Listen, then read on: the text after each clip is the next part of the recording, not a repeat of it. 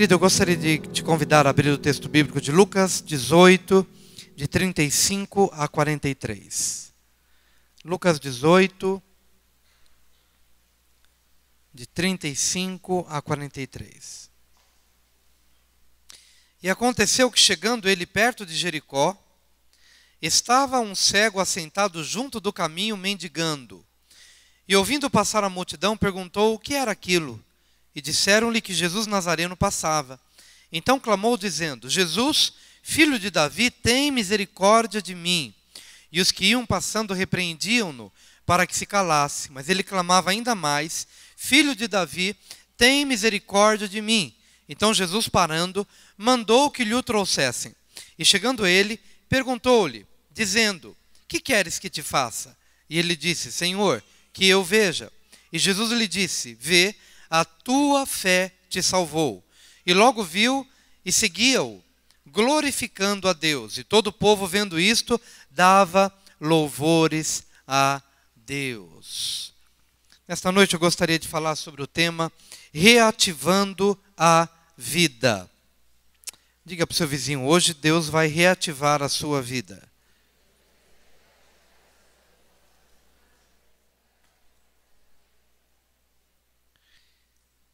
Nós pensamos nesse tema, reativar a vida, porque algumas traduções nos dizem que este cego não era um cego de nascença.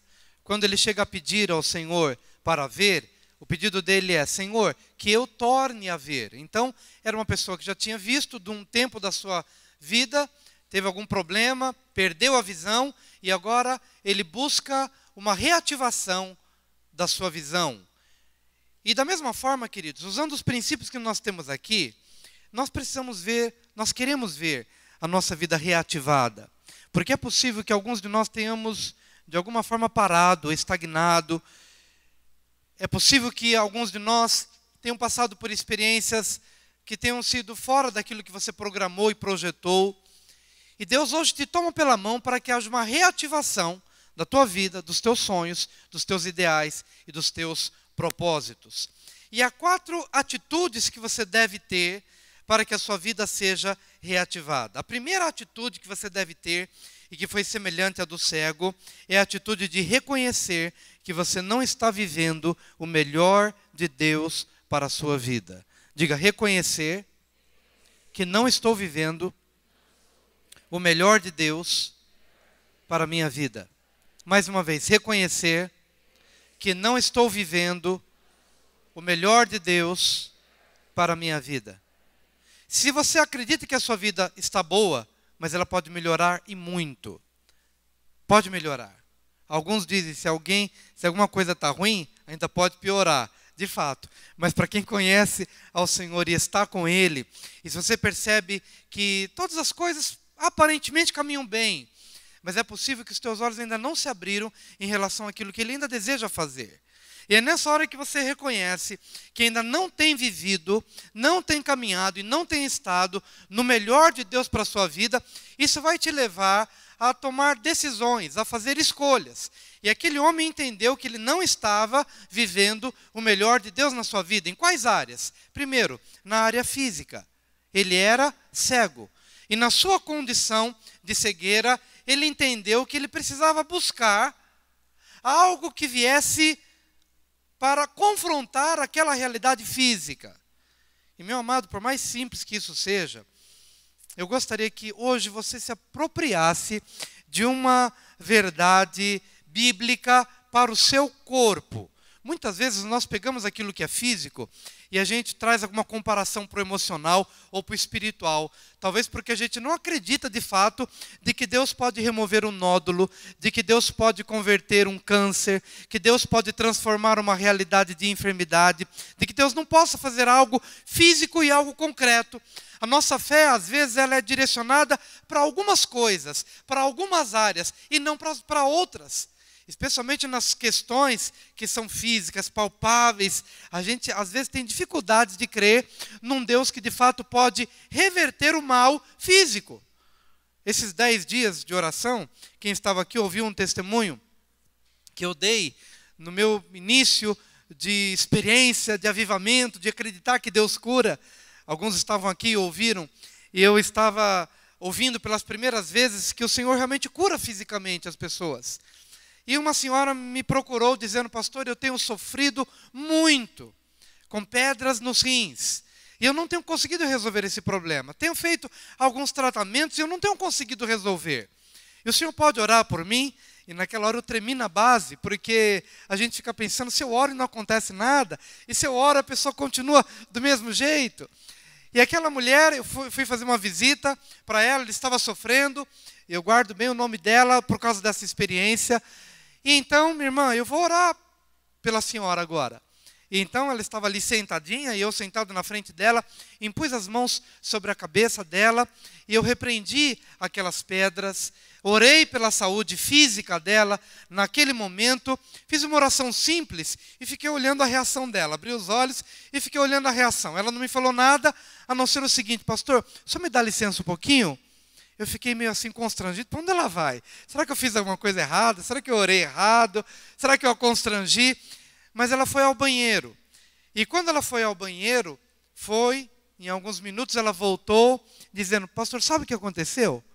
Quando o senhor estava orando, eu senti um incômodo e eu fui no banheiro. E quando eu fui no banheiro, eu expeli as pedras que estavam nos meus rins.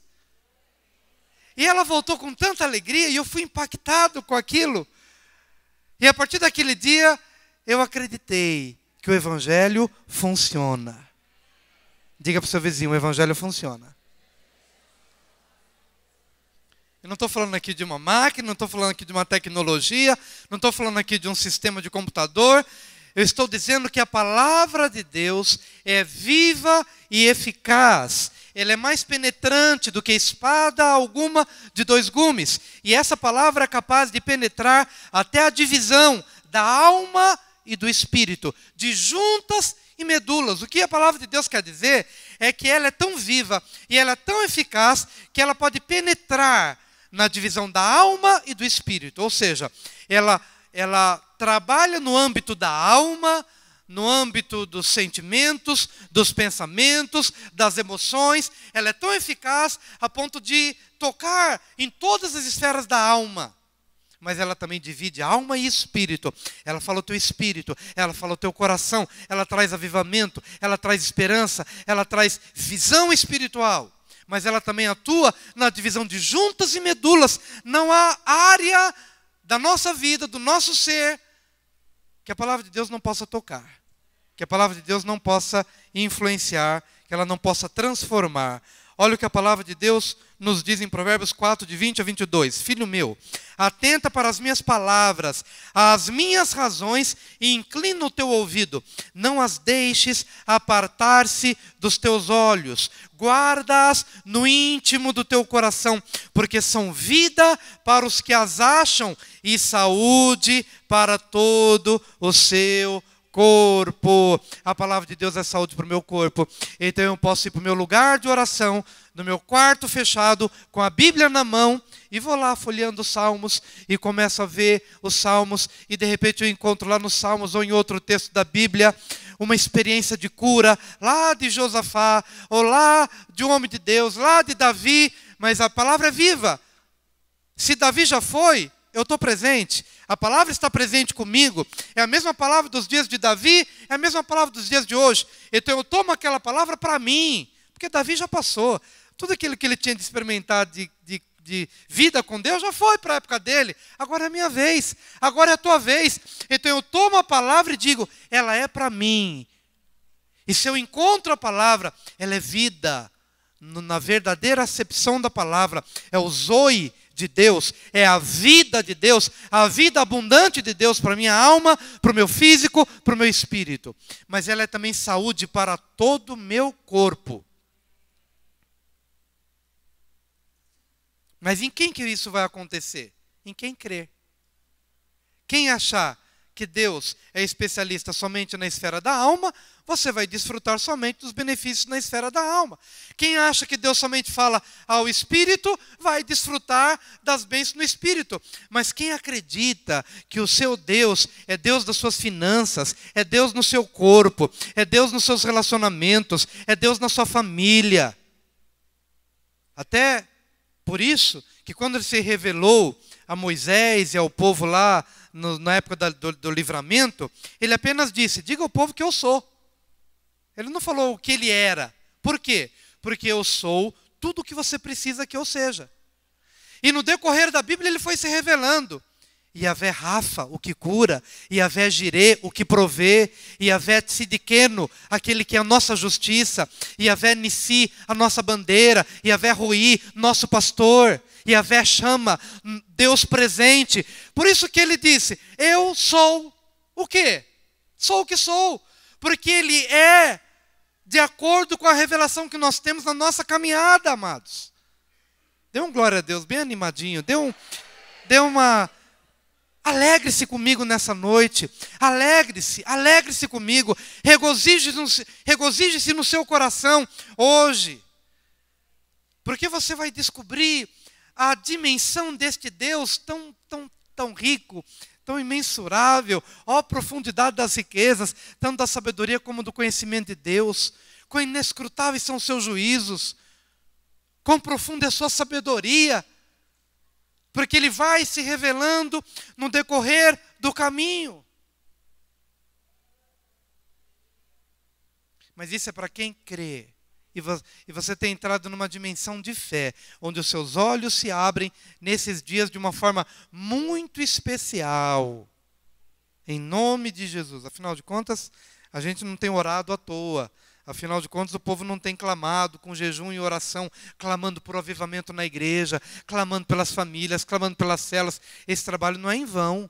Amados, eu preciso crer que a oração que se faz neste lugar, que a oração que se faz nos quartos fechados, dia após dia, de madrugada, de manhã, ao romper da aurora, à noite antes de dormir, lá em São Paulo, quando a gente está viajando, orando por vocês aqui, a gente acredita que as nossas orações não são em vão.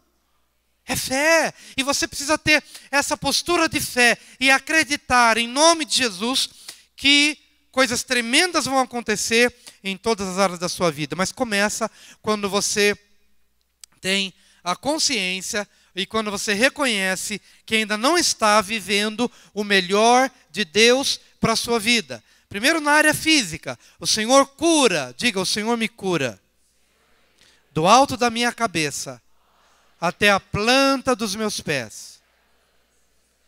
E se algum alimento está te fazendo mal, e você crê que Deus pode curar você, Deus vai dar revelação de qual é o alimento que você precisa não comer mais. Porque também tem um aspecto físico. Ele vai mostrar para você. Se você não pode tomar leite, se você não pode ter excesso disso ou daquilo, mas busque a Deus, que Deus mostra. Deus vai colocar especialistas, nutricionistas, médicos, pessoas de autoridade no assunto para mostrar, olha, e isso tem lhe feito mal. E se você quer ter vida longa, ouça o conselho. Em nome de Jesus. O cego reconheceu que não estava vivendo o melhor de Deus, não só na condição física, mas também no que diz respeito ao desenvolvimento da sua vida. Guarda isso no seu coração, meu amado. Viver o melhor de Deus também tem a ver com o desenvolvimento da nossa vida. A palavra de Deus declara que ele estava assentado à beira do caminho. As pessoas iam e vinham. Ou seja, as pessoas desenvolviam suas jornadas, desenvolviam suas vidas, mas ele estava parado e ele estava estagnado. Dando exemplos bem simples. Você estava tirando a sua carta de motorista, talvez foi reprovado no primeiro teste, você ficou com medo e pensou assim, não vou mais fazer. E as oportunidades passam, e você nunca tira a sua carta. E você fica pensando, puxa, mas se eu estivesse dirigindo, a minha vida seria mais fácil. A vida do meu marido seria mais fácil, da minha esposa, dos meus filhos. Mas nesse aspecto, eu me assentei à beira do caminho. E não me desenvolvi. Amados, quantas coisas que têm vindo à nossa mão e às vezes a gente faz parar. Estou falando de desenvolvimento da vida. O apóstolo Lavoni estava falando lá em São Paulo esses dias, olha, todo mundo que chega perto de mim, com a vida meio atrapalhadinha, eu vou fazer de tudo para que a pessoa se desenvolva. Se ela tem uma dívida, eu vou ensinar a pessoa a pagar a sua dívida para tocar a vida. Se ele não tirou a carta, está com medo, eu vou ajudar para que essa pessoa vença o medo e se desenvolva. Porque, amado, vida abundante, Deus tem lhe dado oportunidades, Deus tem aberto portas. Deus tem dado oportunidades, até mesmo aqui na igreja, no que diz respeito a ministérios, tantos dons. Eu gosto um pouquinho de ir no começo do culto, ir lá para o final de tudo, e ficar adorando a Deus e estendendo as mãos e abençoando a igreja. E na hora que as pessoas passam, às vezes eu olho para as pessoas e fico pensando, essa pessoa tem um ministério de louvor, essa outra pessoa tem um ministério tremendo na área do marketing, essa outra pessoa é um empresário, que se ele receber a chave de Deus, ele vai crescer também como empresário. E fico ali, estendendo as mãos e abençoando as pessoas, e olhando as pessoas, e dizendo, Senhor, faz prosperar, faz prosperar, faz prosperar, faz prosperar. Olhe para uma outra pessoa, aquela pessoa não casou ainda, mas eu sei que ela está orando por um noivo, está orando por um casamento abençoado. Senhor, estenda as minhas mãos na direção dessa pessoa para que ela prospere, faça um casamento abençoado, porque isto quer dizer desenvolvimento da vida. Diga para o seu vizinho, você vai desenvolver na sua vida. Amém, querido. Aleluia, aleluia. Você precisa reconhecer que talvez na área física você não esteja vivendo o melhor de Deus. Então Deus cura. Deus cura. Talvez numa outra área a sua vida estagnou, profissionalmente falando. Estagnou. Não é vontade de Deus que você fique estagnado na sua vida profissional. Porque quando você se depara com as promessas de Deus na palavra, você vai verificar isso. Que o Senhor abençoa o seu campo, o Senhor abençoa os seus celeiros, abençoa o cesto e a amassadeira, está lá em Deuteronômio 28, abençoa o seu campo para que haja chuva no tempo certo, e haja plantação e haja colheita no tempo certo, para que haja abundância nos celeiros. O Senhor te abençoará em todos os seus caminhos. E ainda que o inimigo se levante por um caminho, ele fugirá por 7.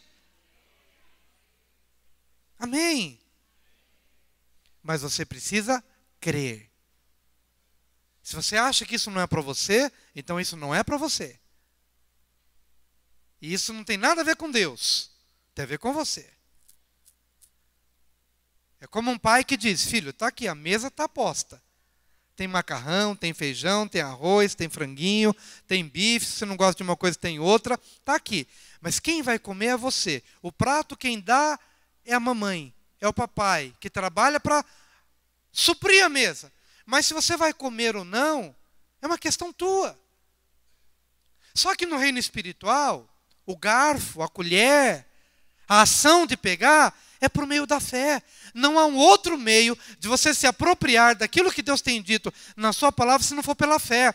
Portanto, a fé é o elemento primordial.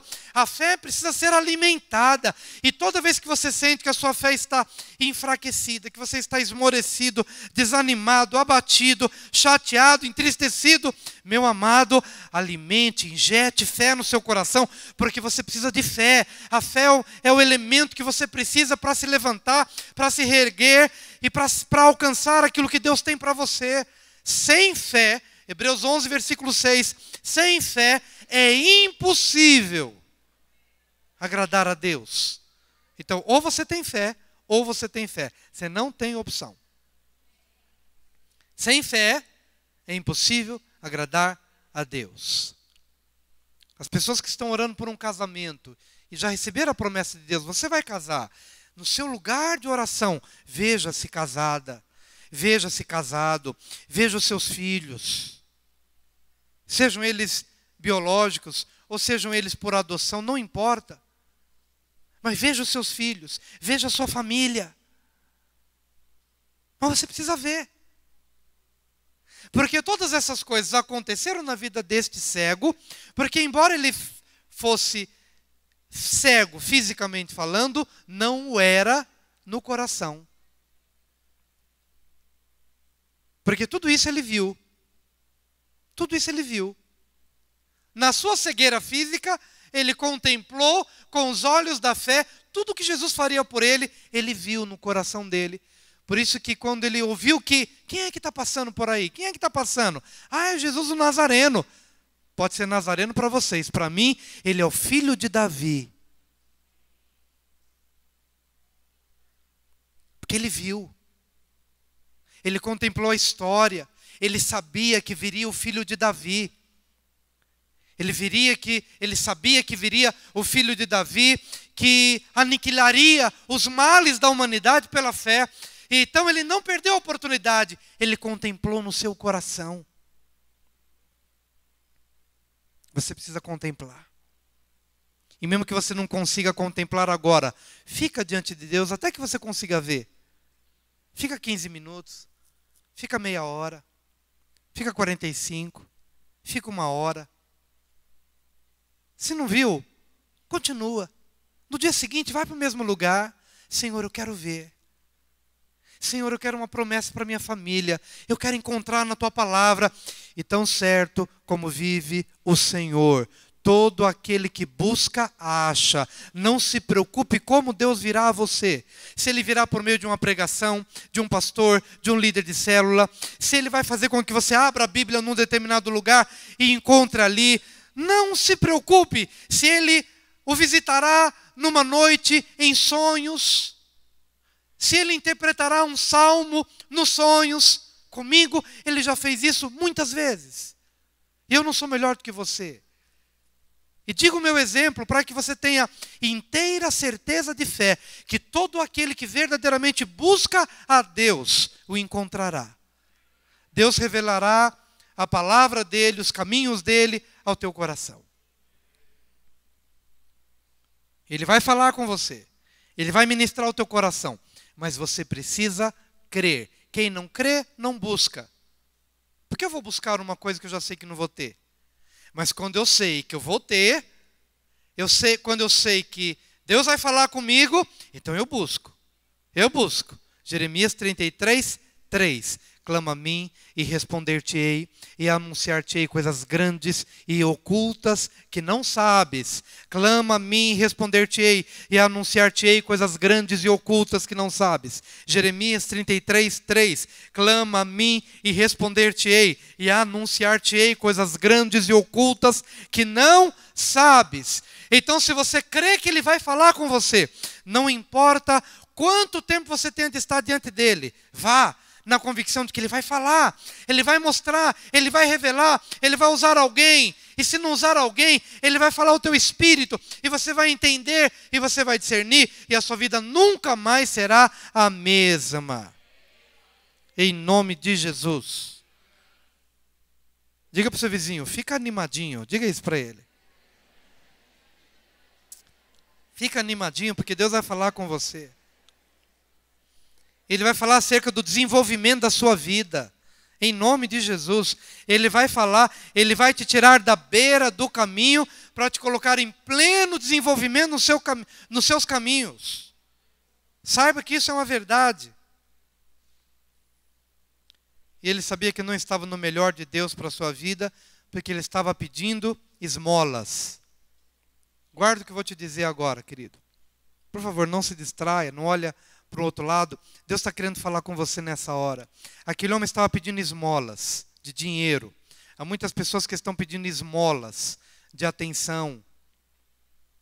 Há pessoas que estão pedindo esmola de carinho ou de afeto. Há pessoas que estão mendigando, porque elas estão quase que morrendo à míngua, espiritualmente falando, emocionalmente falando, fisicamente falando, elas estão morrendo à míngua, e elas estão quase que pedindo por alguma coisa de alguém, somente para sobreviver. E meu querido, você não precisa esmolar, você não precisa pedir esmolas, você tem uma fartura da parte de Deus, porque aquele que está pedindo esmola, seja em qual âmbito for, seja em qual for o sentido, ele está quase que mandando uma mensagem, pelo amor de Deus, me dá alguma coisa, alguma palavra, alguma atenção, algum dinheiro, só para eu sobreviver. Você já cumprimentou alguém? Perguntou, meu irmão, está tudo bem? E ele respondeu, ela respondeu, estou sobrevivendo. Aquele que sobrevive no reino de Deus está muito distante do propósito de Deus. Porque o diabo veio para roubar, matar e destruir, justamente para que você viva pedindo esmolas. Mas eu vim para que você tenha vida. Eu vim para que você tenha vida. Eu vim para que você tenha vida e vida abundante.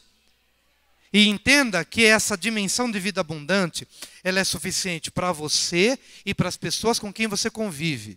E o exemplo que eu quero dizer é o seguinte: aquele que é cheio da alegria do Senhor, ele contagia com essa alegria.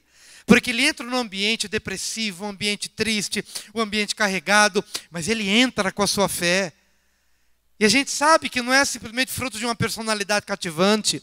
É fruto de uma experiência com Deus, de alguém que vive com Deus, de alguém que anda com Deus, e entra naquele ambiente, e ele tem uma vida abundante, suficiente para ele e para transbordar. As pessoas não entendem por quê. Por que da sua alegria, por que da sua paz. Mas é a vida abundante. Mas quem vive de esmolas, mal consegue sobreviver. E Deus não quer mais que você viva na dimensão de esmolas. Deus não quer mais que você viva nessa dimensão, tendo em vista um reino que para cada um de nós é mais do que suficiente.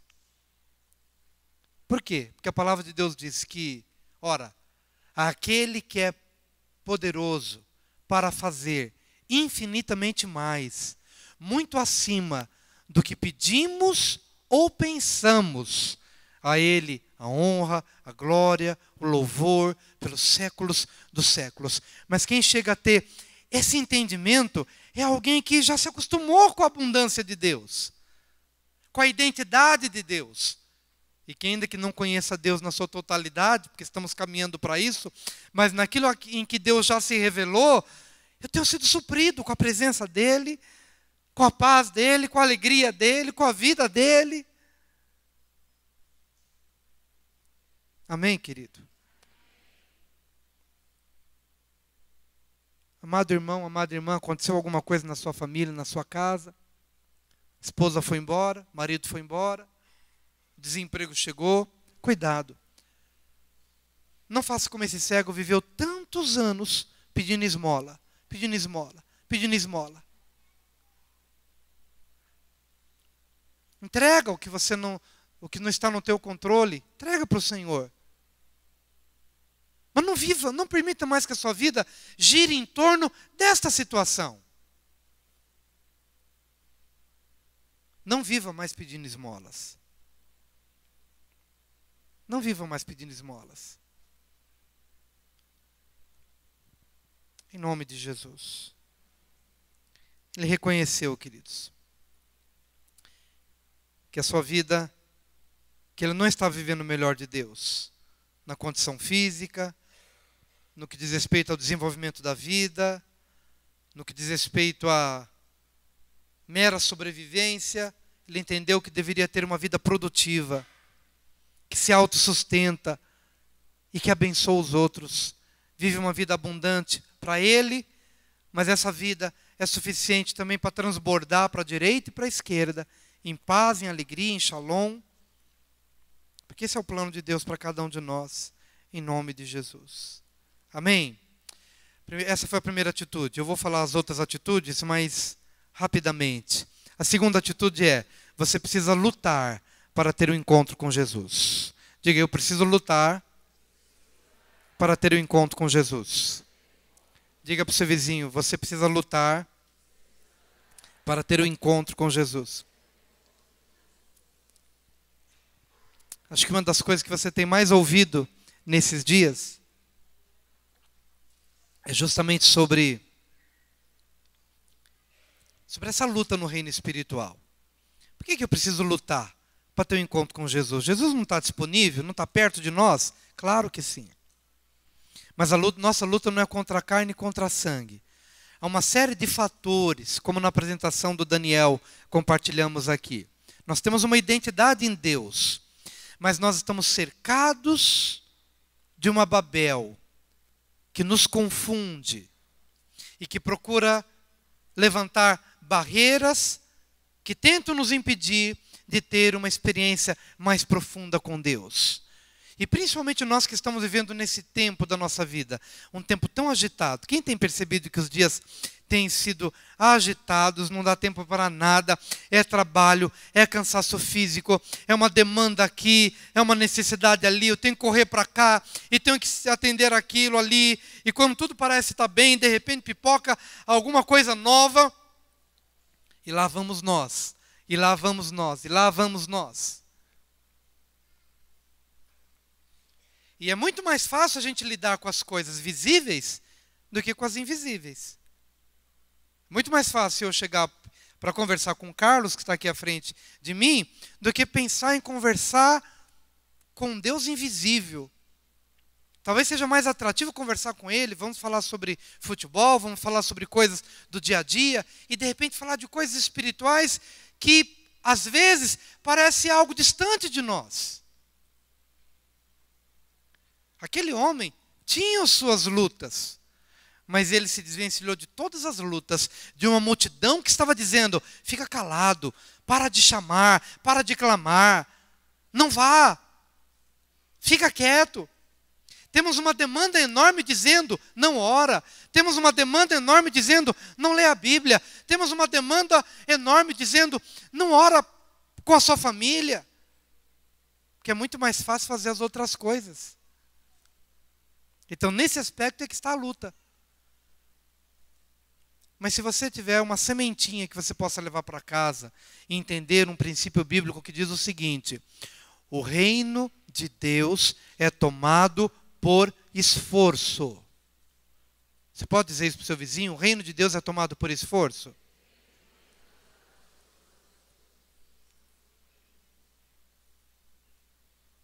E quando ele falou sobre isso,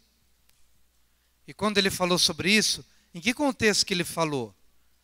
Em que contexto que ele falou o reino de Deus é tomado por esforço? Quando ele estava mencionando João Batista. João Batista se vestia de peles de camelo, comia mel silvestre e gafanhoto, e não estou dizendo que você tem que se vestir assim, que você tem que comer isso daí. Mas eu quero dizer que ele vivia uma vida meio esquisitona e pregava no deserto. E as pessoas que queriam ouvi-lo saíam das suas cidades, saíam do seu conforto, saíam do seu cotidiano, saíam do seu costume para ir lá para o deserto ouvir João Batista. E eu quero perguntar aos jovens, quero perguntar aos adultos, quero perguntar a essa geração facebookiana, quero perguntar a essa geração, a todos nós estamos dispostos a largar as nossas redes sociais, estamos dispostos a largar o nosso contexto que já estamos tão acostumados. Por que eu digo isso? Amados, porque é uma bênção, mas é um negócio que, se não tomar cuidado, você fica o dia inteiro na internet. Estou dizendo para quem sabe do que eu estou dizendo. Se você não tomar cuidado, todo o tempo que você tem, você não tem tempo mais para nada. Não tem tempo mais para orar, não tem tempo para desligar ali a internet, Facebook, alguma coisa, e ir para um quarto, ler a Bíblia, ou estar com Deus. Não tem tempo, por quê? Porque o mundo te chama. É o mundo que te chama. E é nesse contexto que Jesus fala, o reino de Deus é tomado por esforço. E ele tem em mente, João Batista, estava lá no deserto, pregando no deserto, e as multidões saíam das suas cidades para ir ouvir o que ele tinha lá no deserto. E por que lá no deserto? Porque na cidade as distrações nos impedem de ouvir. Então às vezes eu tenho que romper. E como é difícil romper? Mas quão necessário é romper? Quão necessário é romper? Às vezes você vai ter que romper com coisas com as quais você está muito ligado. E Deus vai chegar para você e vai dizer o seguinte: você está muito ligado nisso. ou naquilo outro, ou nessa pessoa, ou naquela outra pessoa. Você precisa estar ligado em mim, você precisa ouvir a minha voz. Porque quando você encontra a minha palavra, você encontra vida. Você encontra a vida. Você vai ter que ter a coragem para fazer determinados rompimentos na sua vida.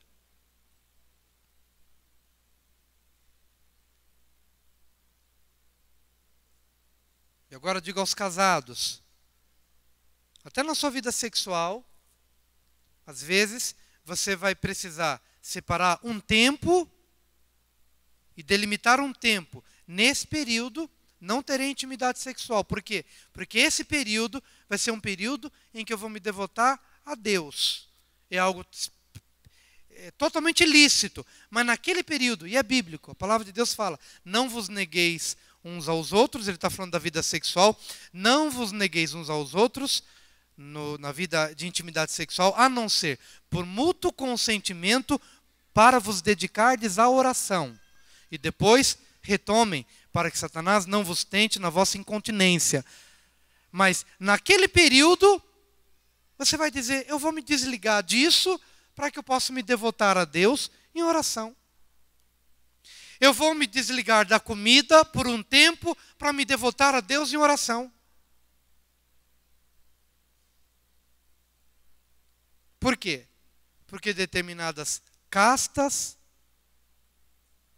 na nossa família, e talvez eu não esteja aqui pensando somente no marido, na esposa e nos filhos, mas pai, mãe, tio, avô, o primo, há determinadas castas familiares que só se expulsam à força da oração e do jejum. E é por isso que eu estou dizendo que, para termos determinados encontros com Deus, há de se demandar luta.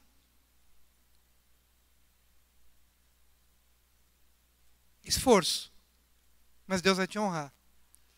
No final desse período, você vai voltar cheio da unção de Deus, cheio da graça de Deus, cheio das saídas de Deus, e Deus vai falar com você. A palavra vai se tornar muito mais rica. Você vai ler um texto que você já leu trocentas vezes, mas naquele dia vai falar com você. E você vai anotar na tua agenda. Você vai anotar onde você puder anotar. Deus falou comigo.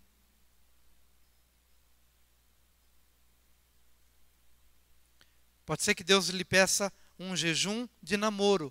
Por um tempo você não vai namorar. Por um tempo você não vai na casa dela, ela não vem na tua casa. Porque naquele período você estará em consagração a Deus. Por quê? É algo que arranca da minha alma, mas por outro lado, me torna mais sensível ao que Deus quer falar comigo. E honrarei a Deus através dessa atitude. Talvez esteja falando coisas que você não queira ouvir, mas são coisas que você precisa ouvir. Amém? Você precisa lutar para ter um encontro com Jesus. Terceira atitude, você precisa crer. Diga, eu preciso crer. Diga, eu sou crente. Diga, eu sou crente. Diga para o seu vizinho, você é crente. E não tenha vergonha disso. Não. Você é crente. É bíblico ser crente. Está lá na Bíblia. Né? É bíblico ser crente. Eu sou crente. E mais uma vez, voltando ao exemplo da consagração da criança. Daniel, o Senhor é o meu juiz. Mas vem o rei da Babilônia e quer dar um outro nome para ele. Um nome confuso, cujo significado é de acordo com os deuses pagãos e tal. Mas qual é a minha identidade? A minha identidade é essa, o Senhor é meu juiz. Qual é a minha identidade? Eu sou crente. Eu creio. E você precisa crer. Você precisa crer. Você precisa crer. Crer é ver as coisas antes de acontecerem. Repita após mim. Crer é ver as coisas antes de acontecerem. Antes de acontecerem. Crer é isso. Crer é ver antes de acontecer. Crer é sonhar. Diga, crer é sonhar. Glória a Deus, glória a Deus. Crer é sonhar. Crer é sonhar. Querido, você é um empresário, está lutando com dívidas e dívidas e dívidas e dívidas. Meu querido irmão, entra nessa presença bendita e veja essas dívidas quitadas. Veja essas dívidas quitadas. E quando você começa a ver essas dívidas quitadas, Deus vai te levar a todo um processo. Primeiro arrependimento, talvez. Quem sabe essas dívidas não tenham sido fruto de erros cometidos, de pecados cometidos. Deus vai te levar ao arrependimento. Mas Ele não vai permitir que você permaneça ali, prostrado naquela tristeza. Ele vai te tomar pela mão e vai te levantar. E vai te trazer consultores. E vai trazer especialistas que vão lhe ajudar. Enfim, Deus moverá as águas para que estas situações possam ser revertidas para a glória dEle. Mas onde começou? No sonho. Ouvi um testemunho maravilhoso de uma pastora que lutou com uma enfermidade com o filho quando ele era pequeno. Ele tinha 10 anos na época. E o diagnóstico médico seria o seguinte: olha, realmente, pelo tipo de problema que ele tem, ele viverá uma vida muito aquém do normal, terá uma sonda, terá que viver constantemente com uma sonda, e ele não vai ter outro caminho a não ser casa e hospital, hospital e casa, casa e hospital. Essa vai ser a vida dele. E a mãe, quando recebeu aquele diagnóstico, ela realmente se abateu muito. E ela começou a tratar o filho como um menino doente, que necessitava de um carinho especial porque ele era doente. Mas o pai teve uma postura diferente. O pai tratou o menino não como doente, mas como alguém são. A mãe ficou indignada, achando que ele era meio insensível. Como é que você está falando assim? Como é que você está agindo como se o menino não fosse doente? Mas o pai disse: mas é para o bem dele, porque eu não o vejo como doente, e ele não pode se ver como doente. Ele precisa ter uma outra visão acerca dele.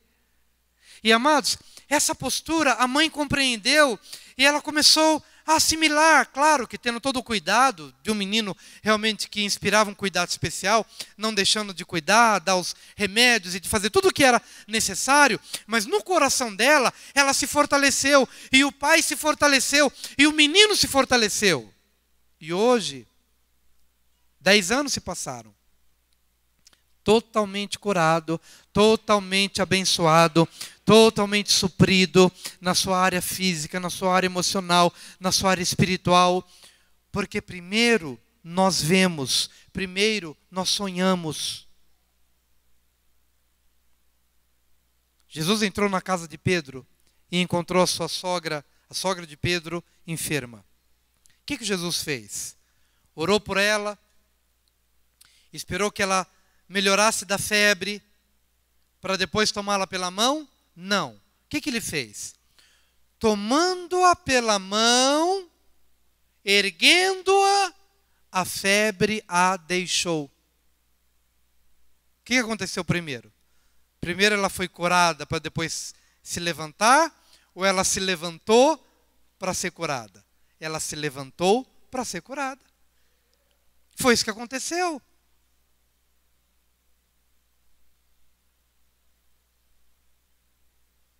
Quantos estão captando isso no coração? Eu quero que você saia daqui hoje pegando fogo de fé. Cheio da fé na palavra, num Deus vivo, num Deus rico, num Deus maravilhoso que cuida de todos os detalhes da nossa vida. Fé, crer, é ver as coisas antes de acontecerem. Crer é sonhar. Repita após mim. Crer é chamar as coisas que não são como se já fossem. Aleluia. Aleluia. Você não é um engenheiro ainda, mas no seu coração, eu já sou um engenheiro. Você ainda não é um médico, eu sou um médico. Eu sou uma médica. Você não é um pastor ainda? Eu sou um pastor. No seu coração. No seu coração. É chamar as coisas que não são como se já fossem. E não duvidar por incredulidade. Crer é estar pronto para responder quando Jesus perguntar: o que queres que eu te faça? Será que se Jesus, e eu vou tirar essa condicional C para dizer que ele está, né? Eu ia dizer o seguinte: se Jesus estivesse aqui e se ele te perguntasse, tira o C e diga: Jesus, entenda que hoje ele está dizendo a você, o que você quer que eu lhe faça? Será que você saberia prontamente responder a essa pergunta de Jesus? O que você quer? E saiba que isso não tem nada a ver com Jesus, tem a ver com você. Quando eu digo que não tem nada a ver com Jesus, é que a gente gasta muito tempo na nossa vida. Ai, será que é a vontade de Deus? Será que é a vontade de Deus? Será que é a vontade de Deus? E a gente fica tão confuso. Será que é a vontade de Deus? Talvez isso revele falta de intimidade com aquilo que Deus já disse que Ele quer fazer. Com aquilo que Ele já disse que Ele quer fazer.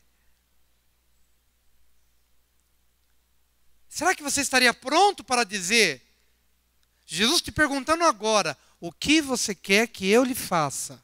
O que você quer que eu lhe faça? Você teria claro qual é a sua prioridade, qual é o seu desejo, qual é o seu sonho? Sabe por que Deus mandou Abacuque escrever a visão?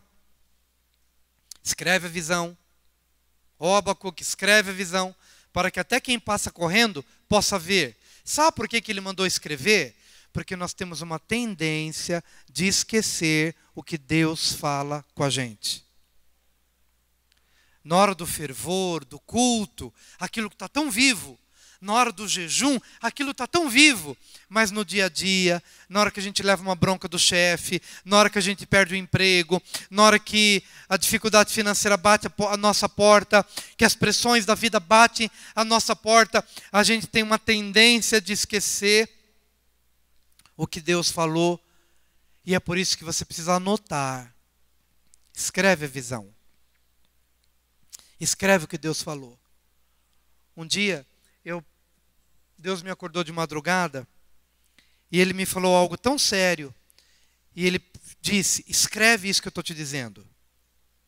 Escreve isso que eu estou te dizendo. Eu não entendi. E eu escrevi o que Ele estava me dizendo.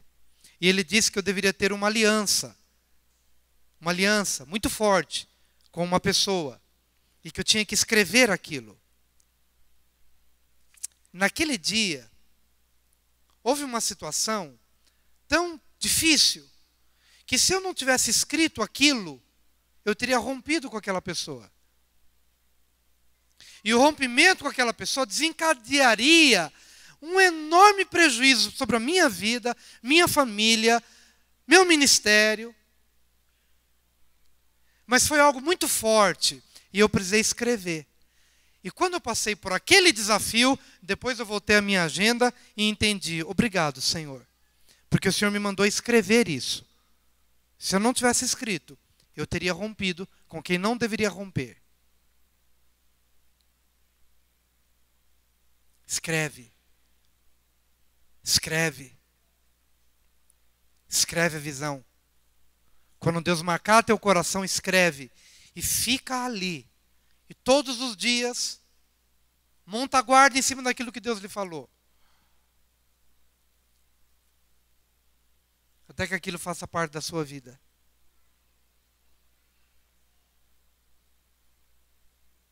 Em nome de Jesus. Você está pronto hoje para dizer? Para responder? Jesus está aqui, está te perguntando: o que queres que eu lhe faça? O que queres que eu te faça? Mas a quarta atitude é: você precisa discernir se a motivação resultará na glória de Deus. O que você tem pedido, o que você tem sonhado, o que você tem desejado, desejado para quem? Só para você ou é para a glória de Deus? Veja que tudo o que aconteceu aqui culminou com a glória de Deus. Quando Jesus perguntou, o que você quer que eu te faça? E que aquele homem disse, que eu veja. Vai, veja, a tua fé te salvou. E aquele homem logo viu, a palavra de Deus declara, e logo viu e seguia-o. Como? Glorificando a Deus. E todo o povo, vendo isto, dava louvores a Deus. Dava louvores a Deus. Eu devo discernir se aquilo que eu tenho buscado, aquilo pelo qual eu tenho orado, realmente servirá aos propósitos divinos, ou se são somente meus propósitos, somente para mim. Para que eu me torne rico, para que eu me torne famoso, para que eu me torne reconhecido. É para isso que eu busco, Senhor. Não é isso que eu desejo. O que eu quero? Passa pela peneira dessa motivação, aquilo que você tem buscado. Qual a tua motivação? Que seja para a glória dele. Que as pessoas, ao perceberem o que Deus lhe fez, ou fez na sua casa, possam dizer, puxa, olha como vocês são especiais. Não, mas possam dizer, que Deus tremendo é o teu Deus. Que Deus misericordioso é o teu Deus. Que Deus bondoso é o teu Deus. Que Deus fantástico é o teu Deus. E assim, toda a glória será somente dele. 4 atitudes. Primeiro, você precisa reconhecer que não está vivendo o melhor de Deus. Segundo, você precisa lutar, porque o reino de Deus é tomado por esforço. Em terceiro lugar, você precisa crer, mas é a fé viva. E em quarto lugar, você precisa discernir se a motivação resultará na glória de Deus. Vamos orar. Quantas pessoas estão fazendo aniversário? Queremos orar por elas e abençoar os irmãos. Fazendo aniversário por esses dias. Você pode vir aqui à frente, vamos orar e liberar a sua vida, para que você possa ter uma semana de vitória e de bênção no Senhor. Há mais alguém? Mais alguém? Não, há alguém que está fazendo aniversário por esses dias? Ok, então nós vamos abençoar a sua vida. Levante a sua mão. Senhor querido, obrigado por mais um dia na tua presença. Obrigado pela oportunidade de cultuar ao Senhor, de levantar o seu nome, porque teu nome é grande no meio de todas as nações, e teu nome é grande aqui no Brasil, e declaramos que o teu nome será mais e mais engrandecido nos lugares que ainda não te conhecem, mas teu nome será grande em todas as partes, em todos os lugares, e que se cumpra em nós a tua vontade perfeita, a tua vontade bendita, e que a tua bênção seja sobre o teu povo, que as bênçãos de Abraão, de Isaque e de Jacó sejam sobre nós. Eu farei de ti uma grande nação, abençoar-te-ei, engrandecerei o teu nome, e tu serás uma bênção. Deus abençoe. Boa semana.